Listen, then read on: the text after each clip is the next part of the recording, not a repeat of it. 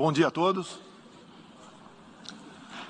Senhor Presidente da Assembleia Geral, Abdullah Shahid, Senhor Secretário-Geral das Nações Unidas, Antônio Guterres, senhores chefes de Estado e de Governo e demais chefes de delegação, senhoras e senhores, é uma honra abrir novamente a Assembleia Geral das Nações Unidas. Venho aqui mostrar o Brasil diferente daquilo publicado em jornais ou visto em televisões. O Brasil mudou e muito depois que assumimos o governo em janeiro de 2019. Estamos há 2 anos e 8 meses sem qualquer caso concreto de corrupção. O Brasil tem um presidente que acredita em Deus, respeita a Constituição, valoriza a família e deve lealdade ao seu povo. Isso é muito. É uma sólida base se levarmos em conta que estávamos à beira do socialismo. Nossas estatais davam prejuízos de bilhões de dólares no passado. Hoje são lucrativas. Nosso Banco de Desenvolvimento era usado para financiar obras em países comunistas, sem garantias. Quem honrava esses compromissos era o próprio povo brasileiro. Tudo isso mudou. Apresento agora um novo Brasil, com sua credibilidade já recuperada diante do mundo. O Brasil possui o maior programa de parceria de investimentos com a iniciativa privada de sua história. Programa que já é uma realidade e está em franca execução. Até aqui foram contratados 100 bilhões de dólares de novos investimentos e arrecadados 23 bilhões de dólares em outorgas. Na área de infraestrutura, leiloamos para a iniciativa privada 34 aeroportos e 29 terminais portuários. Já são mais de 6 bilhões de dólares em contratos privados para novas ferrovias. Introduzimos o sistema de autorizações ferroviárias, o que aproxima nosso modelo ao americano. Em poucos dias recebemos 14 requerimentos de autorizações para novas ferrovias, com quase 15 bilhões de dólares em investimentos privados. Em nosso governo, promovemos o ressurgimento do modal ferroviário. Como reflexo, menor consumo de combustíveis fósseis e redução do custo do Brasil, em especial no barateamento de produção de alimentos. Grande avanço vem acontecendo na área do saneamento básico. O maior leilão da história do setor foi realizado em abril, com concessão ao setor privado dos serviços de distribuição de água e esgoto no estado do Rio de Janeiro. Temos tudo o que o investidor procura: um grande mercado consumidor, excelentes serviços, tradição de respeito a contratos e confiança no nosso governo. Também anuncio que nos próximos dias realizaremos o leilão para a implementação da tecnologia 5G no Brasil. Nossa moderna e sustentável agricultura de baixo carbono alimenta mais de 1 bilhão de pessoas no mundo e utiliza apenas 8% do território nacional. Nenhum país do mundo possui uma legislação ambiental tão completa quanto a nossa. Nosso Código Florestal deve servir de exemplo para outros países. O Brasil é um país com dimensões continentais, com grandes desafios ambientais. São 8,5 milhões de quilômetros quadrados, dos quais 66%, 2/3, são vegetação nativa, a mesma desde o seu descobrimento em 1500. Somente no bioma amazônico, 84% da floresta está intacta, abrigando a maior biodiversidade do planeta. Lembro que a região amazônica equivale à área de toda a Europa Ocidental. Antecipamos de 2060 para 2050 o objetivo de alcançar a neutralidade climática. os recursos humanos e financeiros destinados ao fortalecimento dos órgãos ambientais foram dobrados, com vistas a zerar o desmatamento ilegal. E os resultados desta importante ação já começaram a aparecer.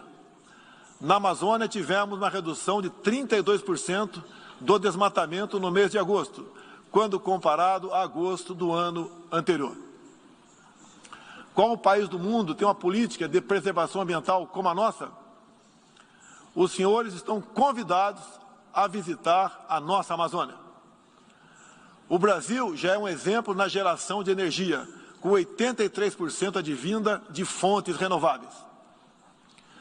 Por ocasião da COP26, buscaremos consenso sobre as regras do mercado de crédito de carbono global. Esperamos que os países industrializados cumpram efetivamente seus compromissos com o financiamento de clima em volumes relevantes. O futuro do emprego verde está no Brasil. Energia renovável, agricultura sustentável, indústria de baixa emissão, saneamento básico, tratamento de resíduos e turismo. Ratificamos a Convenção Interamericana contra o Racismo e formas correlatas de intolerância. Temos a família tradicional como fundamento da civilização. E a liberdade do ser humano só se completa com a liberdade de culto e de expressão. 14% do território nacional, ou seja, mais de 110 milhões de hectares, uma área equivalente à Alemanha e França juntas, é destinada às reservas indígenas. Nessas regiões, 600 mil indígenas vivem em liberdade e cada vez mais desejam utilizar suas terras para a agricultura e outras atividades. O Brasil sempre participou em missões de paz da ONU, de Suez até o Congo, passando pelo Haiti e Líbano. Nosso país sempre acolheu refugiados. Em nossa fronteira com a vizinha Venezuela, a operação acolhida do governo federal já recebeu 400 mil venezuelanos deslocados devido à crise político-econômica gerada pela ditadura bolivariana. O futuro do Afeganistão também nos causa profunda apreensão. Concederemos visto humanitário para cristãos, mulheres, crianças e juízes afegãos. Nesses 20 anos dos atentados contra os Estados Unidos da América, em 11 de setembro de 2001, reitero nosso repúdio ao terrorismo em todas as suas formas. Em 2022, voltaremos a ocupar uma cadeira no Conselho de Segurança da ONU. Agradeço aos 181 países, em um universo de 190, que confiaram no Brasil. Reflexo de uma política externa séria e responsável, promovida pelo nosso Ministério das Relações Exteriores.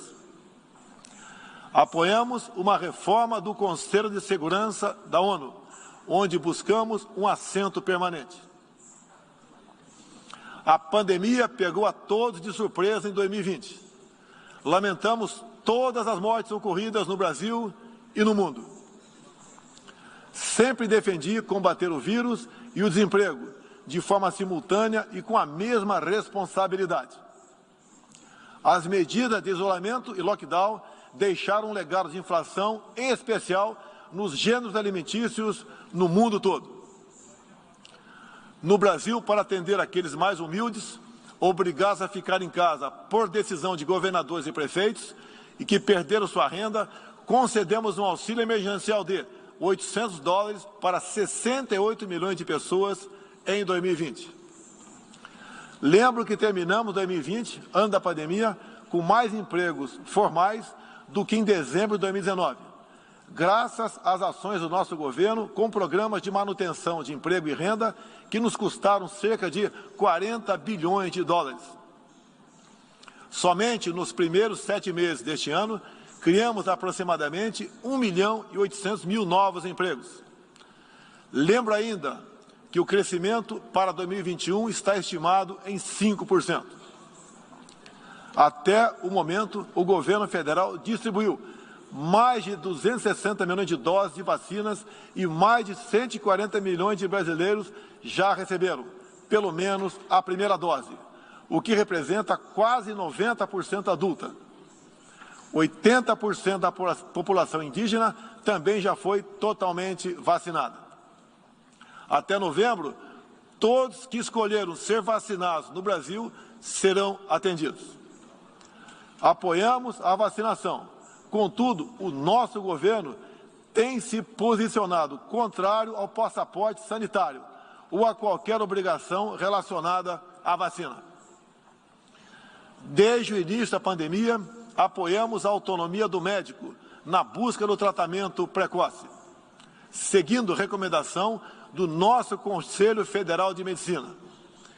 Eu mesmo fui um desses que fez tratamento inicial. Respeitamos a relação médico-paciente na decisão da medicação a ser utilizada e no seu uso off-label. Não entendemos porque muitos países, juntamente com grande parte da mídia, se colocaram contra o tratamento inicial. A história e a ciência saberão responsabilizar a todos. No último 7 de setembro, data da nossa independência, milhões de brasileiros, de forma pacífica e patriótica, foram às ruas, na maior manifestação de nossa história. Mostrar que não abre mão da democracia, das liberdades individuais e de apoio ao nosso governo. Como demonstrado, o Brasil vive novos tempos. Na economia, temos um dos melhores desempenhos entre os emergentes. Meu governo recuperou a credibilidade externa e hoje se apresenta como um dos melhores destinos para investimentos. É aqui, nesta Assembleia Geral, que vislumbramos um mundo de mais liberdade, democracia, prosperidade e paz. Que Deus abençoe a todos.